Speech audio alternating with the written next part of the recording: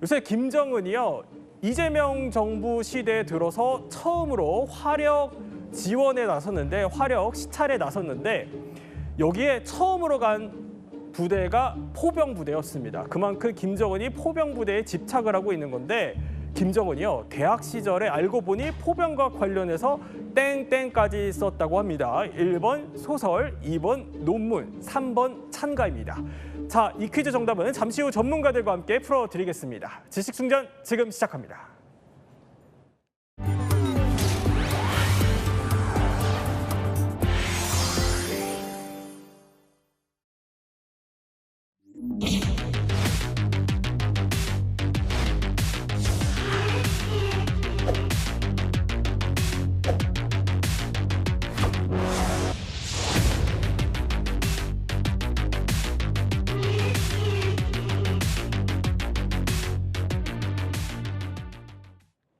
북한 김정은이요, 전승절 72주년을 맞아서 경축 행사를 열었는데 어제 영상이 하나 공개됐습니다.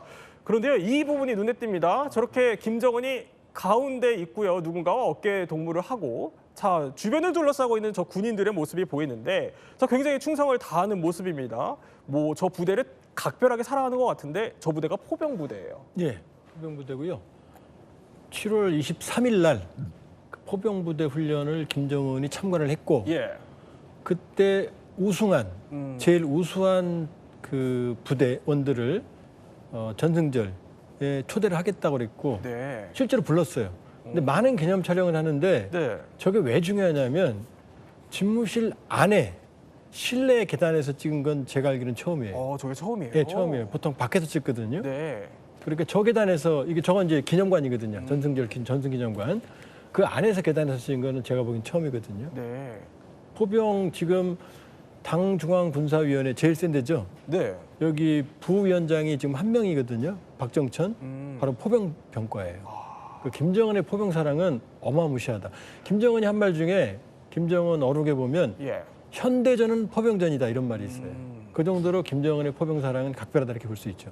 저렇게까지 특혜를 베푼 만큼 포병 부대한테 아주 각별한 애착이 있는 것 같습니다. 그렇죠. 그런데 이뿐만이 아니라 닷새 전에는요, 이재명 정부 출범 이후 처음으로 화력이 동원된 군사훈련을 참관했습니다. 자, 그런데 여기도 포병 부대라는데, 이 포병 부대에서도 아주 특별한 또 언급을 하나 했어요. 그렇죠. 철저한 주적 관념을 가져라. 이게 전쟁에서 승리하는 요인이다. 이렇게 강조를 했거든요. 이 포병 부대가 서부전선을 지키는 4군단 28사단 병력인데, 네. 16포병연대 이 병력이 바로 아까 기념 촬영을 한 이 병력이 바로 2010년 연평도 포격 도발의 그 주력 부대거든요. 그러니까 김정은이 직접 찾아가 가지고 그 부대를 만나 가지고 이렇게 격려를 하고, 이 부대가 군단급 부대들이 모여 가지고 포병 경쟁을 하는데, 네.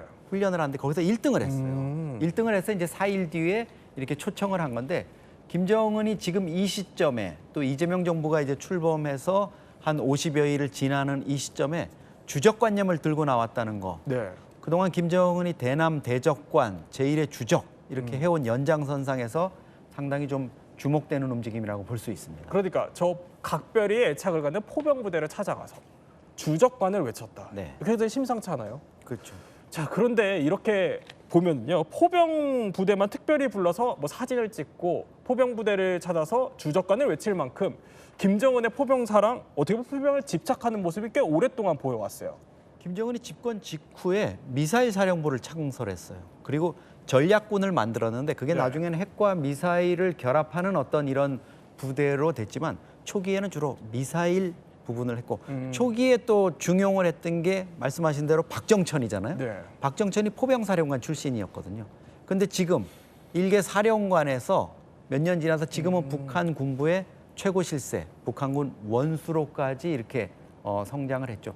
저 화면도 네. 강원도 원산 해안에서 지금 장사정포를 모두 동원해가지고 지금 사격 훈련을 하고 있는 거거든요. 네. 그러니까 김정은이 저게 사실 실전에서는 저렇게 했다가는 다 괴멸을 당할 텐데, 자기 그 과시, 포병에 대한 과시, 네. 이런 것들을 위해 가지고 저런 모습을 연출했다 이렇게 볼 수 있습니다. 아니, 저기 그러니까 요새 그 자랑하는 그 원산에서 저렇게 훈련을 옛날에 했었던 거군요. 그렇죠. 원산 해안가고 바로 지금은 이제 저기를 다 밀어내고 예.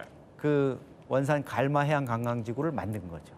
자, 집권 초기부터 김정은이요. 근데 사실 이렇게 포병에 좀 집착하는 데는 남다른 또 속내가 있다고 합니다. 저희가 하나씩 한번 뜯어보겠습니다. 자, 첫 번째 김정은의 속내입니다.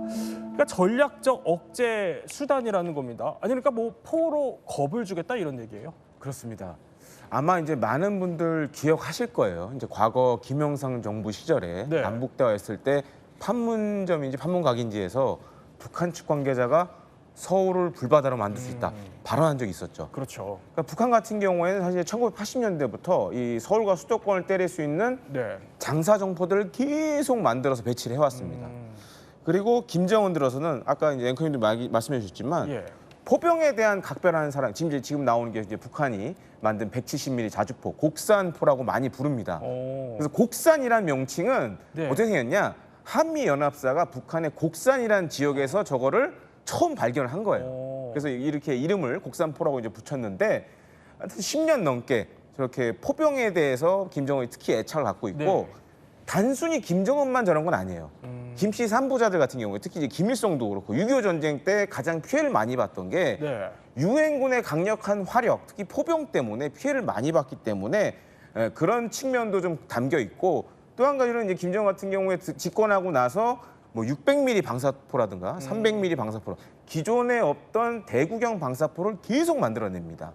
그리고 거기에 이제 유도 로켓을 적용해서 네. 정밀 타격이 가능한 이런 까지 하고 있는데 과거 기억하실 겁니다. 북핵 위기 때 사실 이제 미국이 예. 우리와 이제 상의 안 하고 단독으로 북한을 때리려고 여러 가지 계획을 세웠는데 네. 포기했던 이유가 뭐였냐면 저 전방에 있는 장사정포들이 우리 서울과 수도권을 때리면 피해가 어마어마하기 때문에 그런 이유로 인해서 대북 직접 타격을 사실 고려를 안 했죠.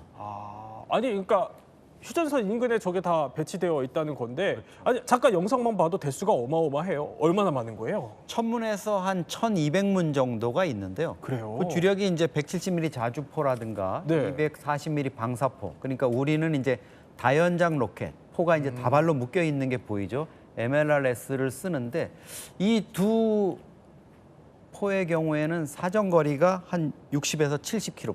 그러니까 서울이 대부분 이제 사정권에 든다고 볼 수 있고요. 네. 300mm 다연장 로켓 방사포 같은 경우에는 최대한 200km까지 이렇게 사정권을 두고 있기 때문에 수도권 전역이 이 권역에 들어간다 이렇게 볼 수 있고요. 서울하고 휴전선이 네. 불과 한 40-50km 떨어져 있지 않습니까? 예. 그러니까 최전방에 배치된 이런 포병 전력이 불을 뿜을 경우 서울이 심각한 타격을 입을 수 있다. 물론 우리 군도 네. 한미 연합 전력으로 뭐 대포병 레이더라든가 이런 걸 가동해서 북한의 장사정포가 되게 지하에 은신해 있기 때문에 네. 그게 이제 올라오는데도 사실 시간이 좀 걸리거든요. 기계적으로 이제 작동을 하는 그런 것들을 미리 원점을 다 타격을 한다 이런 계획을 갖고는 있습니다만 그게 이제 저렇게 많은 포가 동시에 불을 뿜을 때 과연 그것을 완벽하게 우리가 사전에 제어를 할 수 있느냐 예. 이런 점에서는 심각한 우려도 제기가 되고 있습니다. 그럼 우리가 어쨌든 방어를 하려면은 그 무기를 좀 더 잘 알아야 되니까 짧게 짚어보면은 사거리나 이런 거 재원을 보면 어떻습니까? 북한의 대표적인 이제 이 화포가 한 3종류가 있습니다. 예. 그래서 이제 122mm 다연장 로켓포. 이제 북한에서는 다연장 로켓포를 보통 이제 방사포라고 많이 부릅니다.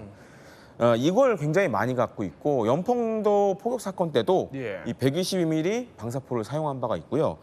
그다음에 이제 장사정포라고 부르는 게 있습니다. 이제 네. 사거리가 한 40km 넘는 게 보통 이제 170mm 자주포, 그다음에 240mm 방사포 이런 것들이 있는데 지금 잘 보시면 러시아에 지금 이 화면에 나오지만 이 북한의 170mm 자주포가 러시아에도 지금 가 있고요. 그렇군요. 그다음에 240mm 방사포도 러시아에 지금 많은 양이 지금 가 네. 있습니다. 요거 이제 지금 이거 122mm 방사포가 쏘는 모습인데 네. 실제로 이제 북한의 그 사단급 부대에는 다연장 로켓이죠. 네, 예. 122mm 다연장 로켓포들이 많은 수를 갖고 있어요.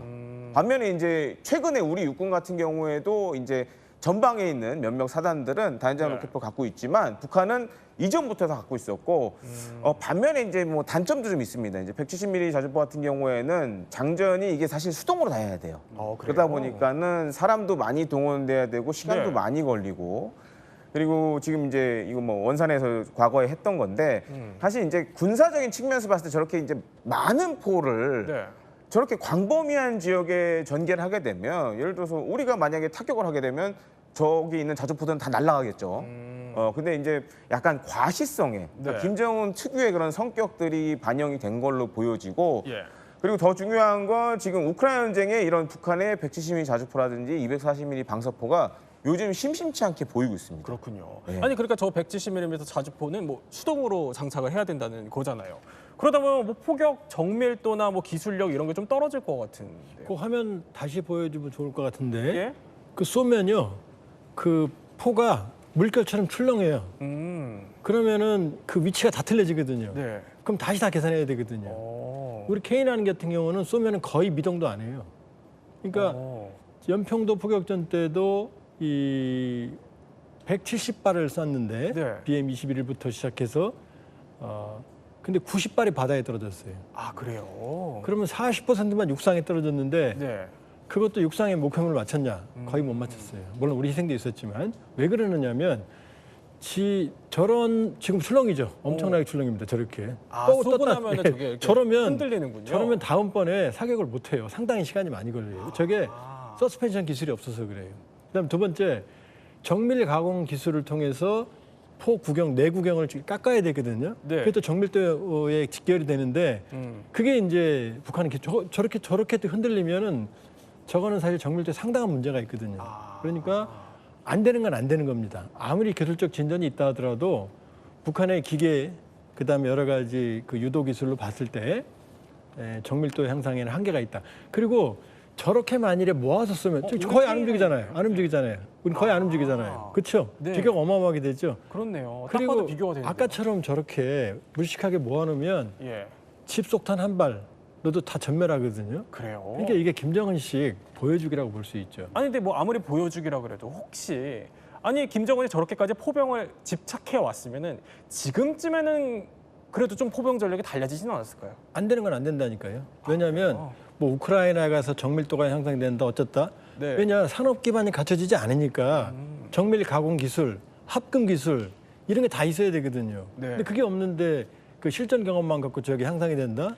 그것도 제약이죠. 만일에 우리가 저런 실전 경험을 했다, 예. 그럼 어마어마한 정밀도 향상시킬 수 있죠. 아 그렇군요. 아니 그러면 북한과 비교했을 때 김대현 평론가 우리 포병 전력은 어떻습니까?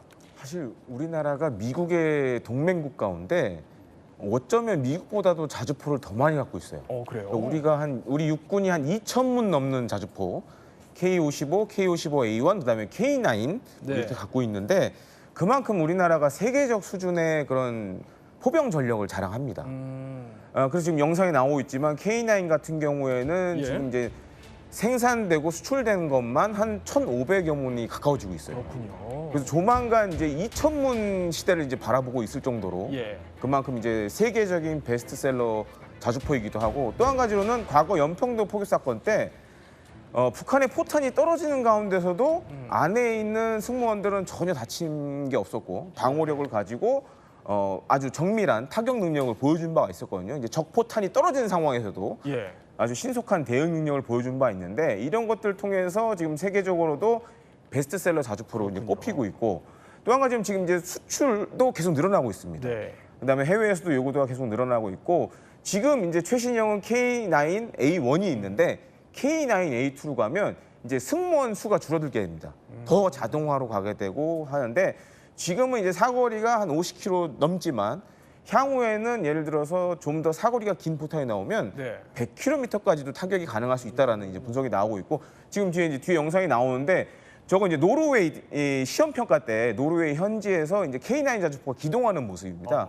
근데 그때 독일이 자랑하는 PGH-2000을 아주 가볍게 따돌리고 네. 아주 첨단의 성능을 보여준 바가 있어서 노르웨이에서도 아주 높게 평가를 받고 있습니다. 눈밭에서도 굉장히 잘 달리는 예. 우리 철원과도 좀 흡사한 모습이고요. 맞습니다.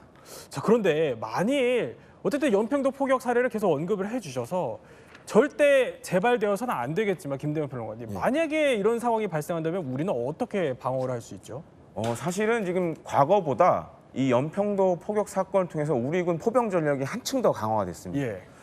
그래서 이제 대표적인 게 만약에 북한이 유사한 사건을 일으킨다 그러면 우리나라 같은 경우에 지금 이제 만약에 해주에서 화주로 포 사격을 한다. 네. 그러면 좀 대포병 레이더라고 나오는데 국내에서 만든 청경이란 저 레이더가 이제 도발 원점을 네. 발사 지점을 확인하고 또 한 가지가 이제 우리 군에 지금 최근 배치되어 있는 게 전술 지대지 유도 무기입니다. 우레라고 불리는데 한 네. 사거리가 한 150km 되거든요. 근데 사실상 미사일을 빙자한 벙커 버스터예요. 그렇군요. 그래서 저런 170mm 자주포가 있는 진지를 완전히 파괴해버린. 이제 지하 깊숙이 들어가서 열 압력탄을 완전히 파괴해버리기 때문에 네. 사실 저건 북한은 없는 무기거든요. 그리고 폴란드에도 이제 수출이 된 바가 있습니다. 지금 네. 이제 화면이 나오는데 연속 2발을 발사해가지고 이게 우레군요. 예, 장사정포 갱도를 이제 파괴하는 게 나오는데 저기 보시면 저렇게요? 마치 골프공 홀인원 하듯이 저게 오. 빨간 지점으로 동시에 들어가고 터지는데 지금 보시면 열이 화염과 열이 확 나오죠. 네. 요 안에 열 압력탄이 내정돼 있어서 거의 안에 있는 뭐 인원이나 장비는 거의 이제 뭐 사망에 이르게 된다고 보시면 되겠습니다. 저걸 보면은 김정은이 절대 도발을 또 못할 것 같다는 생각이 드는군요. 그러면 김정은이 이렇게까지 포병에 집착하는 그 속내 두 번째 속내 한번 살펴보겠습니다. 자, 두 번째 왜? 그러니까 이미지 연출 수단이라는 겁니다. 그러니까 북한 사실 지도자들은 어릴 때부터 우상화 작업을 계속 해왔잖아요. 김정은도 3살 때부터 우상화 작업이 있었고요. 북한은 우상화에 목을 겁니다. 왜냐하면 세습을 하잖아요.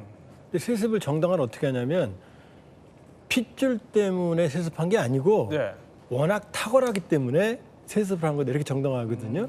그러다 보니까 어릴 때부터 신비합니다. 예를 들면 김정은은 3살 때 자동차를 운전했다. 네. 이게 답니까 이게 악셀레이터에? 안 세 닿죠. 살, 다리가 짧잖아요. 짧죠. 그다음에 3살 때 사격을 했다. 네. 3살짜리가 총을 들 수 있어요? 그다음에 3살 때 저기 나온 대로 저 그대로 있는 겁니다. 그 우상화 문건이라는 게 있어요. 네. 유대성 교양 자료라고 그러는데 저대로입니다. 이게 1초 간격으로 10개 목표 모두 소멸하셨다. 맞췄다. 총으로. 3살 때 네. 자동차 운전했다. 8살 때 대형 화물차를 포장도로 속도내 질주했다. 별 얘기가 다 있어요. 그다음에 유년기라고 그러니까 예. 아마 그 초등학생 때겠죠. 세계적인 모터보트 모형 경주 선수가 왔는데 원산 앞바다에서 2번 대결했는데 모두 다 이겼다. 이런 얘기까지 이제 조작해내는 거죠. 그 중에 하나가 이제 바로 포병 신화예요. 아니 그러면 뭐 포병 신화를 통해서 어떤 이미지를 좀 만들고 싶은 거예요? 김정은 입장에서는 기본적으로는 군사적인 리더십 이런 거를 갖고 싶어 했어요. 김정은이 아버지가 2011년에 갑자기 사망하면서 네. 사실은 27살의 어린 나이에 한 1, 2년 후계 수업을 받고 속성으로 수업을 받고 지도자가 됐기 때문에 군부 원로라든가 이런 사람들이 나를 무시하는 거 아니야? 내가 경험이 없다고 깔보는 거 아니야? 이런 네. 거를 가장 먼저 할 수 있는 게 이제 군부의 리더십 이 부분으로 갔거든요. 그 중에서 자기가 캐치를 한 게 포병 분야예요. 포병. 그래서 자기가 김일성 군사종합대학의 특설반, 대학을 안 다녔으니까요. 네. 특설반을 만들어서 거기에서 포병을 공부했다. 그리고 뭐 북한이 선전하는 거는 GPS를 처음에 포탄에 적용해가지고 네. 정밀한 타격이 가능하도록 했다. 이렇게 한 다음에 박정천이나 이런 포병들을 동원해가지고 이제 포병을 발전시킨 거죠. 이거는 사실 그렇군요. 북한이 핵을 개발을 하면서 네. 핵과 투발 수단인 미사일을 결합시킨다는 어떤 이런 기술적인 면에서의 완성도 이런 점도 노린 것 같습니다. 내가 포병을 전공했다 이렇게 네. 하는군요. 자 그런데요. 이런 포사랑 이미지 구축이요 또 이뿐만이 아닙니다. 영상 하나 보겠습니다. 자 저건데요. 저 동그라미 안에 있는 게 지금 김정은인 거죠. 저게 지금 탱크를 몰고 있는 김정은의 모습인데 아니 그러니까 본인이 직접 나 탱크도 몰 수 있다 이런 모습을 보여주는 것 같아요. 지금 저기에 대해서 의문이 있는 게 저 탱크에 어떻게 들어갔냐 이거죠. 저 몸집으로. 그런 농담도 있습니다만 네. 김정은이 탱크만 모는 게 아니고요. 장갑차도 몰고 그다음에 텔 이동식 발사대도 몹니다. 그다음에 심지어 경비행기까지 몰았다는 얘기까지 있거든요. 진짜요? 그러니까 예. 김정은은 본인의 만능 모습을 연출하고 싶어해요. 네. 그리고 북한에서 대단한 군사적 지략가 모든 것을 다 하는 이미지. 굳이 저걸 왜 탑니까? 저거 위험하거든요. 네. 심지어 잠수함도 타거든요. 아 잠수함도요? 잠수함. 근데 원래 최고 지도자는 잠수함 타면 안 돼요. 위험하니까. 그런데 모든 면에서 본인들이 다 할 수 있다. 지금 저게 지금 탱크병 모자를 쓴 거거든요. 그러니까 자기가 할 수 있다는 걸 보여주는 거죠. 모든 면에서. 그러니까 내가 탱크도 몰 수 있는 지도자다라는 걸. 장갑차도 몰고 경비행기도 몰고 지하철도 몰고. 뭐 3살 때 자동차도 탈 수 그럼요. 있으니까. 예. 그럼 다음 속내 한번 살펴보겠습니다. 그럼 왜 이렇게 포병에 집착을 하는 걸까요? 보면은 그러니까 아니 적은 비용과 큰 위협. 그러니까 소위 말해서 포병이 뭐 김정은 입장에서 가성비가 좋다 이겁니까? 맞습니다. 그러니까 예를 들어서 뭐 이런 비교가 맞을지 모르겠지만 우리 K9 자주포 같은 경우에 한 문당 가격이 수십억이라 그러면 네. 예를 들어서 KF-21 보라면은 한 1,000억대가 된단 말이에요. 그러면은 뭐 많게는 10분의 1 뭐 이상의 그런 가격 차가 날 수 있는데 네. 북한 경제가 어렵잖아요. 그렇죠. 그러다 보니까는 가성비 있는 포병 전력을 육성할 수밖에 없고 또 한 가지로는 사실 그동안 너무 많은 숫자의 자주포라든가 화포를 만들었기 때문에 네. 이거 계속 유지 보수 관리를 해야 돼요. 그렇군요. 또 한 가지로는 이제 어떻게 보면 전자적인 제밍에 그래도 포병은 아직까지는 네. 좀 강한 측면을 갖고 있습니다. 아. 또 한 가지는 우리나라가 갖고 있는 이 전장 환경이라고도 할 수 있겠는데 네. 보통 이제 우리 군도 그런 딜레마가 있습니다. 이제 전투기를 이용해서 공중 지원을 해야 되는데 네. 날씨가 안 도와주는 날이 많아요. 근데 포병, 예를 들어 자주포나 이런 방사포 같은 경우에는 날씨가 안 좋아도 네. 비가 와도 쏠 수 있고 어두워도 쏠 수 있고 흐려도 쏠 수가 있어요. 네. 그러니까 그런 측면들이 북한이 어떻게 보면 이 포병에 집착하게 되는 것들을 좀 만들지 않았나 보고 있습니다. 자, 그럼 이쯤에서 퀴즈 한번 풀어보겠습니다. 퀴즈 띄워주시죠. 포병 부대를 이번에 또 참관한 김정은 대학 시절에 포병 관련해서 땡땡까지 썼다. 정답이 뭡니까?